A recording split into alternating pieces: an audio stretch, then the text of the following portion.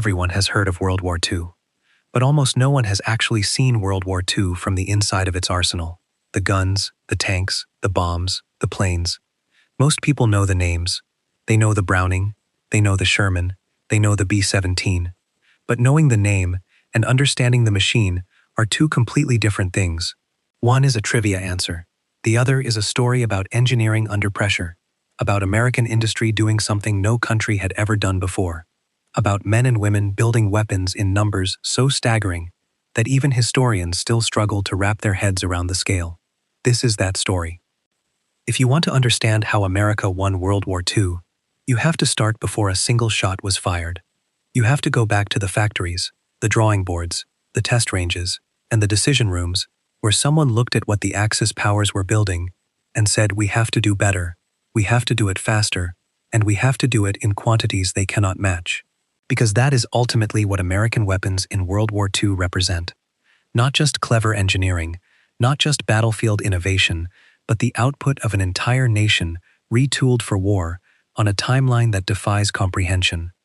Before we get into it, if this kind of deep dive is what you are here for, hit that subscribe button right now. There is a lot more where this came from, and you do not want to miss it. From the moment the United States entered the war after the attack on Pearl Harbor on December 7, 1941, the American military machine began producing weapons at a pace the world had never witnessed. By the time the war ended in 1945, the United States had manufactured roughly 300,000 aircraft, 86,000 tanks, 2.4 million trucks, 8.5 million rifles, 12 aircraft carriers, and enough ammunition to circle the Earth several times over. These were not just numbers. Each one of those weapons had a story. Each one was fired, driven, dropped, aimed, or crewed by someone who bet their life on it working. So let us go through them. Every major category, every defining weapon, every system that shaped the outcome of the deadliest conflict in human history. Let us start where soldiers start, with the weapon in their hands.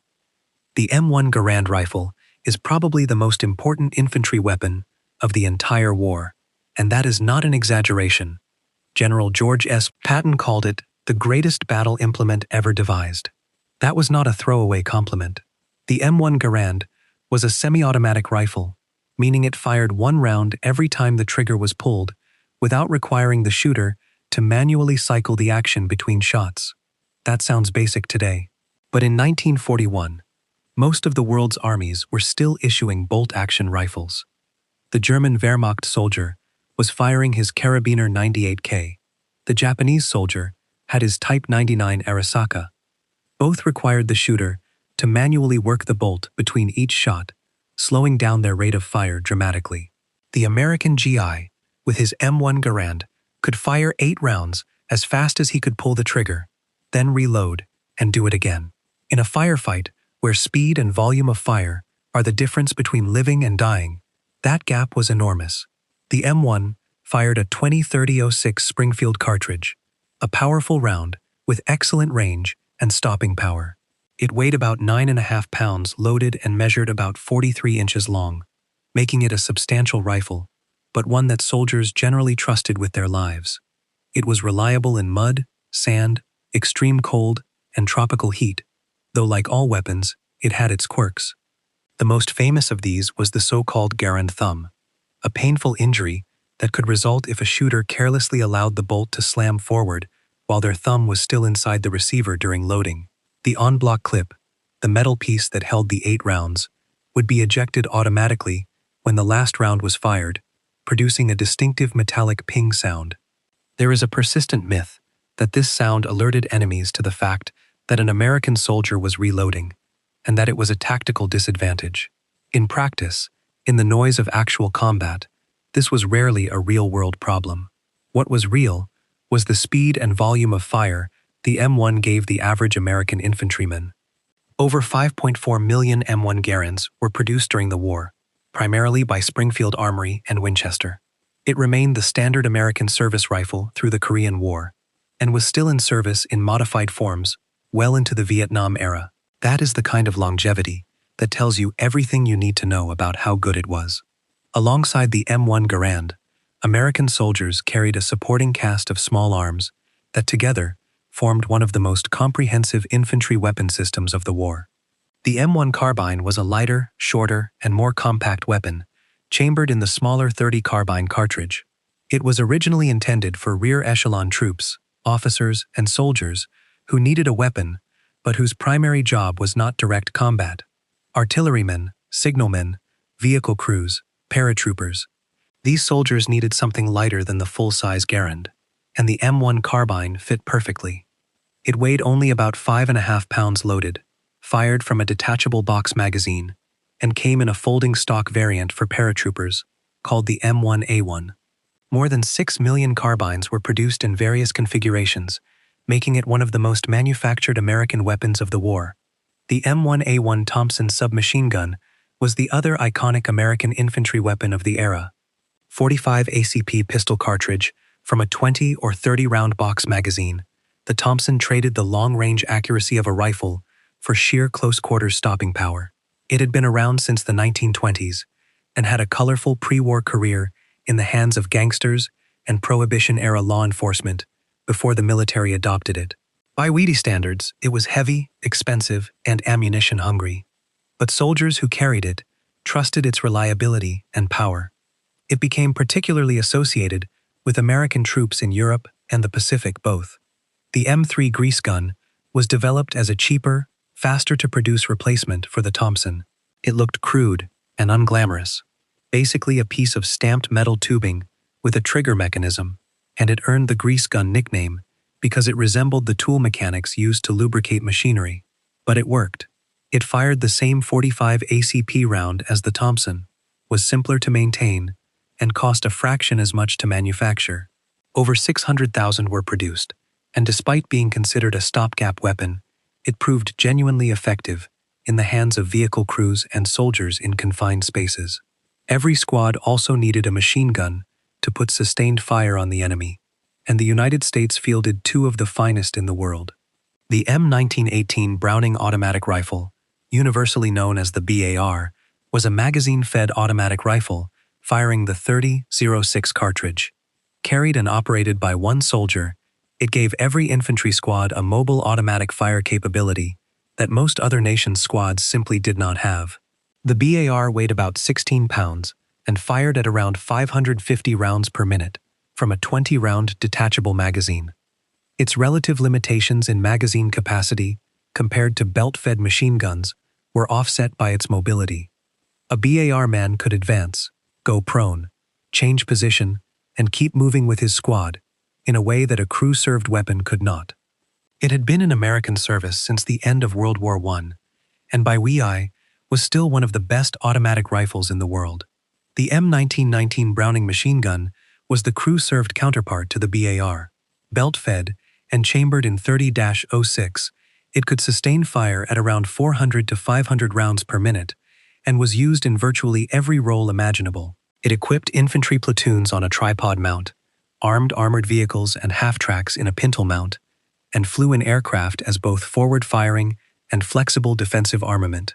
Reliable, accurate, and durable, the M1919 Browning was one of the workhorses of the American war effort. Then there was the M2 Browning. If the M1919 was a workhorse, the M2 was something closer to a force of nature. Chambered in 50 BMG, a round large enough that modern anti-materiel rifles still use it, the M2 could reach out and destroy light vehicles, aircraft, fortifications, and enemy personnel at ranges that smaller weapons could not touch. Its rate of fire, of around 450 to 600 rounds per minute, and effective range of over 1,800 meters, made it an almost universal mounting solution. It armed armored vehicles, aircraft, patrol boats, anti-aircraft positions, and ground defensive installations. The M2 Browning was so effective that it remains in service today, more than 80 years after it was designed. John Browning, its creator, deserves to be understood as one of the most consequential firearms designers in the history of warfare, and the M2 is perhaps the clearest proof of that. American soldiers also carried sidearms, the most common of which was the M1911A1 pistol, another Browning design firing the .45 ACP cartridge. Reliable, powerful, and robust, the M1911A1 was standard issue to officers, vehicle crews, and soldiers whose role did not require a full-size rifle. It held 7 rounds in the magazine, plus 1 in the chamber, and its .45 caliber bullet delivered significant stopping power at close range. Over 1.9 million were produced during the war. Soldiers in need of an even simpler option sometimes carried the M1917 revolver, a holdover from World War I, or one of several commercial revolvers purchased to supplement supply shortfalls early in the war. For fighting at closer quarters than even a pistol could handle efficiently, American soldiers had the M1 Garand's bayonet and also the M3 fighting knife, a purpose-designed combat blade that became standard issue for many infantry units. The M3 had a 6.5-inch blade and was designed purely for utility in close combat. Soldiers carried and used it extensively throughout the war. Now let us get to the heavier weapons. Because the man with the rifle did not fight alone, he was supported by a system of weapons that added firepower at every level, from squad to division. The M1917 and M1919 mortars anchored the platoon and company-level indirect fire capability. But the 60mm M2 mortar was the most intimate artillery piece in the American arsenal. Light enough for one man to carry and assemble, it could lob a small explosive shell up to 1,985 meters and drop it almost vertically into enemy positions behind walls, in trenches, or in terrain where flat trajectory weapons could not reach. A good mortar crew could put rounds on target with terrifying accuracy, and the 60mm mortar became one of the most valued weapons in the infantry company. Above it sat the 81mm M1 mortar, a heavier crew-served system with greater range of up to 3,000 meters and a considerably more destructive shell. The 81mm was the backbone of battalion-level fire support and earned a strong reputation for reliability across every theater of the war. At the heavy end of the mortar spectrum sat the 4.2-inch M2 chemical mortar, originally designed to deliver smoke and chemical rounds. By WWII, it was primarily used to lob high-explosive shells at ranges up to 4,400 meters. Its large shell and relatively high rate of fire made it a genuinely formidable support weapon. Soldiers who called in 4.2-inch fire on entrenched enemy positions learned quickly why it was so effective. No enemy position was safe once a well-positioned mortar crew found the range. For anti-tank work at the squad and platoon level, American infantry had 2 revolutionary weapons that represented completely new approaches to defeating armor. The M1 bazooka was a rocket launcher, a simple metal tube from which a soldier could fire a rocket-propelled shaped charge, capable of penetrating the armor of most tanks the Axis fielded early in the war. The term bazooka came from a novelty musical instrument of the time that the weapon resembled. 2 soldiers operated it effectively. One aimed and fired, while the other loaded from the rear. It fired a 2.36-inch rocket and could penetrate up to about 75 millimeters of armor at close range. Early in the war, this was often enough. As the war progressed and German armor became thicker and more sophisticated, the original bazooka began to show its limitations against vehicles like the Panther and Tiger. A 3.5-inch improved version was developed but did not reach the front in large numbers until the war's final stages. Regardless of its limitations against the heaviest German tanks, the bazooka gave every American infantry unit an organic anti-tank capability it had not previously possessed, and its psychological impact on both friendly and enemy troops was significant. The M9A1 variant introduced improvements to the tube and ignition system. The concept it represented was entirely new to infantry warfare and influenced every nation's anti-tank doctrine afterward. Anti-tank guns proper were also deployed by American forces throughout the war. The 37mm M3 anti-tank gun was the standard when the United States entered the war, and it had already been largely overtaken by the armor it was supposed to defeat. Against the lighter Japanese tanks, it remained effective, but in North Africa and Europe, it was quickly found to be inadequate against German armor. The 57mm M1 anti-tank gun was an American adaptation of the British QF 6-pounder and offered considerably better penetration. Then, the 3-inch M5 anti-tank gun represented yet another step up in hitting power, and by the latter part of the war, American anti-tank battalions were fielding this weapon with good effect against most German armor they encountered. But perhaps the most important piece of American anti-tank thinking was not a gun at all. It was the tank destroyer concept, which produced dedicated vehicles designed specifically to hunt and kill enemy armor. We will get to those when we talk about armored vehicles. Artillery was where American firepower truly distinguished itself during the war. American field artillery was among the most effective in the world, not just because of the weapons themselves, but because of the fire direction systems, communications infrastructure, and doctrine that made those weapons so lethal. The American ability to coordinate artillery fire from multiple batteries onto a single target, to adjust fire rapidly, using forward observers in radio contact, with guns miles to the rear, and to mass fires from many different units simultaneously, was a genuine operational advantage that the Wehrmacht and Imperial Japanese Army struggled to match in most situations. The 105mm M2A1 howitzer was the backbone of American divisional artillery. A light and versatile weapon, towed by vehicle, it could fire a 33-pound shell up to 11,430 meters, with good accuracy. It equipped the direct support artillery battalion of each American infantry division and was used in every theater, from North Africa to the Pacific Islands. Over 8,500 were produced during the war, and it remains recognizable as one of the defining field artillery pieces of the conflict. The 155mm M1 Long Tom was the major general support artillery weapon.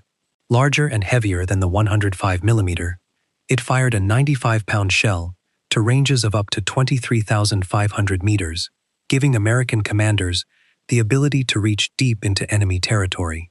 The Long Tom was not easy to move or emplace, requiring significant vehicle support and preparation time. But once in position, its firepower was immense. German units who came under Long Tom fire learned quickly that there was little they could do about it, except move. The 155mm M1 howitzer was a somewhat shorter-ranged but more mobile alternative to the Long Tom, offering a good balance of firepower and flexibility. American Corps and Army artillery units also fielded the massive 8-inch M1 howitzer and 240mm M1 howitzer, capable of delivering enormous shells to ranges of over 18 kilometers. These weapons were not used for direct close support of infantry. They were used to destroy hardened fortifications, bridges, railway junctions, and headquarters facilities. Their accuracy and destructive power made them among the most feared weapons on any European battlefield. Anti-aircraft artillery was another critical component of the American ground-based weapons inventory.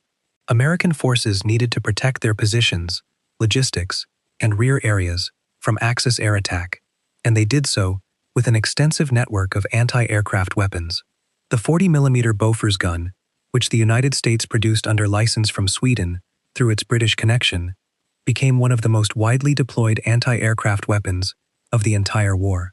Fast-firing, accurate, and effective against low to medium altitude targets, the Bofors equipped anti-aircraft battalions, ships, and fixed defensive positions across every theater. American production of the Bofors reached enormous numbers. Alongside it, the 37mm M1 anti-aircraft gun provided additional light anti-aircraft coverage. For heavy anti-aircraft work against high-altitude bombers, American forces used the 90mm M1 anti-aircraft gun, one of the most capable weapons of its type in the world. With a ceiling of over 30,000 feet and a velocity high enough to threaten aircraft at altitude, the 90mm was the American equivalent of the famous German 88mm flak gun. It was later discovered that the 90mm's ballistic performance also made it an effective anti-tank weapon, and it was mounted in some tank destroyers. Even smaller caliber anti-aircraft protection came from the M45 quad mount, a system that mounted 4 M2 Browning .50 caliber machine guns in a powered turret. Nicknamed the meat chopper, or Krautmauer, by soldiers who watched it work, the Quad 50 was devastatingly effective against low-flying aircraft and enemy infantry alike. A burst from all 4 guns simultaneously delivered a volume of .50 caliber fire that few aircraft could survive at close range. Now let us move to the machines that gave American ground forces their mobility and striking power. The armored vehicles of the United States Army defined what mobile warfare looked like in the Western theater, and the numbers in which they were produced remain staggering even today. The M4 Sherman medium tank is the vehicle most associated with American armor in World War II, and it sits at the center of one of the most complex debates in military history. Was it a good tank? The honest answer is that it was a complicated tank. The Sherman entered production in 1942 and was built in enormous numbers across multiple variants. Over 49,000 were manufactured by the end of the war, making it one of the most widely produced tanks in history. It was shared extensively with Allied nations under Lend-Lease, with the Soviet Union alone receiving approximately 4,100 and the British receiving over 17,000. The Sherman was reliable. This is the point that often gets lost in discussions focused on its firepower and armor relative to late-war German tanks.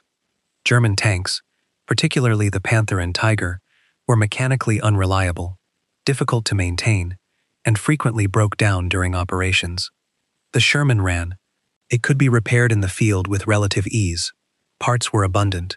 Crews could be trained on it quickly. And when an American armored division needed to move 100 miles in 48 hours, the Shermans moved while German repair crews were still trying to figure out why the Panthers were stopped on the road. The early Sherman variants were armed with the M3 75mm gun, a reasonably effective weapon against most German armor encountered in North Africa and the early campaigns in Italy and Western Europe. As the war progressed, and the Americans faced increasing numbers of better armored German vehicles, the limitations of the 75mm became apparent. The solution came in the form of the M4A3E8 variant, known affectionately as the Easy 8, which mounted the more powerful M1A1 76mm gun, capable of defeating most German armor at reasonable combat ranges. An even more dramatic improvement came in the British hands, where the Sherman Firefly variant fitted the British 17-pounder gun into the Sherman's hull, creating a vehicle capable of defeating Tigers and Panthers from the front. The Sherman also appeared in a remarkable variety of specialized forms.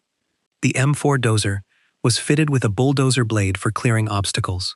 The M4 with Calliope mounted a bank of 60 4.5-inch rocket tubes atop the turret for massed rocket fire. The M32 tank recovery vehicle was a Sherman with its turret replaced by a crane and winch for recovering damaged armor from the battlefield. Duplex drive, or DD Shermans, were fitted with inflatable screens and propellers that allowed them to swim ashore during amphibious landings, including D-Day. The Sherman chassis was one of the most adaptable platforms of the war.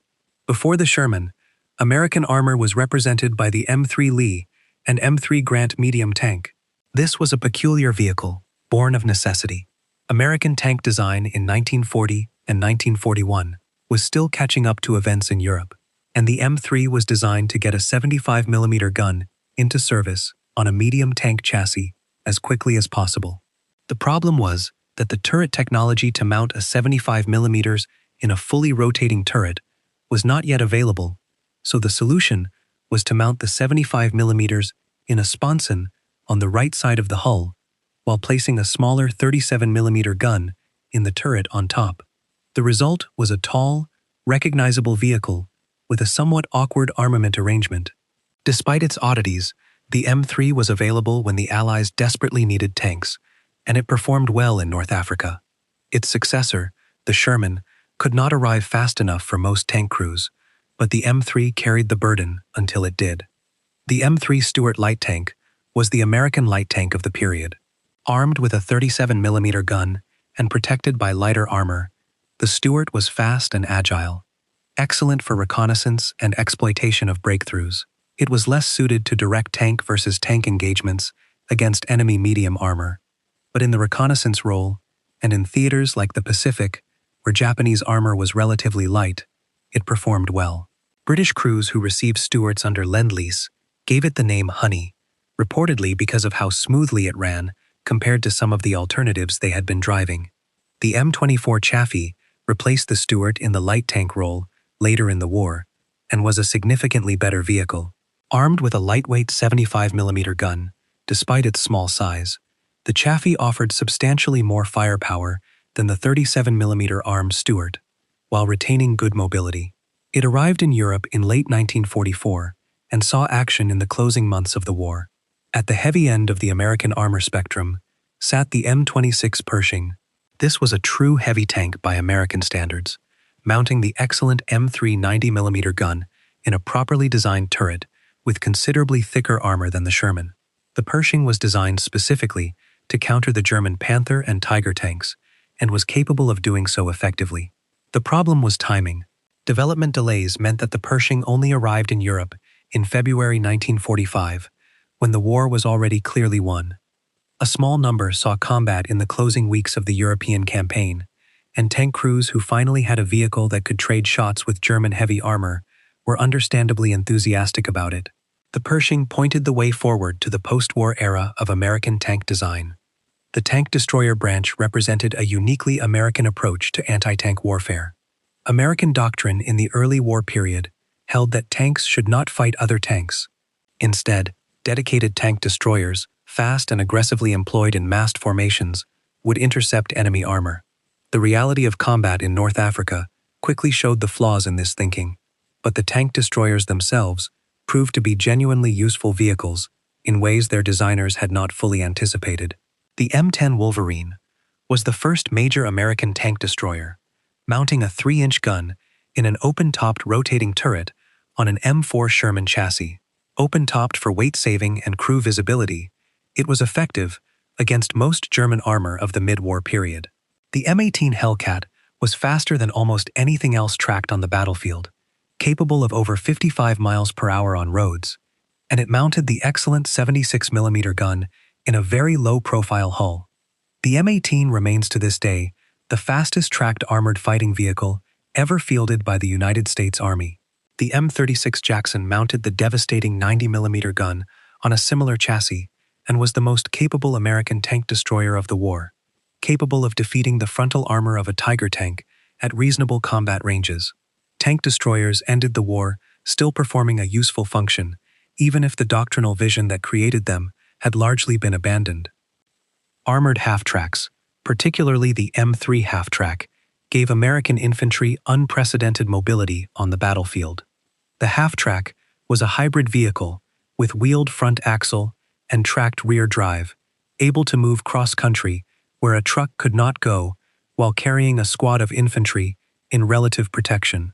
Armed with a pintle-mounted machine gun, or in dedicated configurations, a 75mm gun, the M3 became one of the most versatile vehicles in the American inventory. Over 40,000 were produced in various configurations. They carried infantry into battle, mounted weapon systems, served as command vehicles, and evacuated casualties. The American Jeep, officially the Willys MB, or Ford GPW, was perhaps the single most important vehicle of the war. Small, simple, nearly indestructible, and capable of traveling almost anywhere, the Jeep carried commanders, towed light weapons, served as an ambulance, and performed reconnaissance. Over 640,000 were produced, and they went to nearly every Allied nation under Lend-Lease.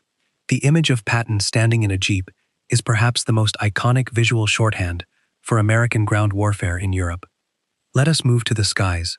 Because if American ground forces were formidable, American air power was transformational.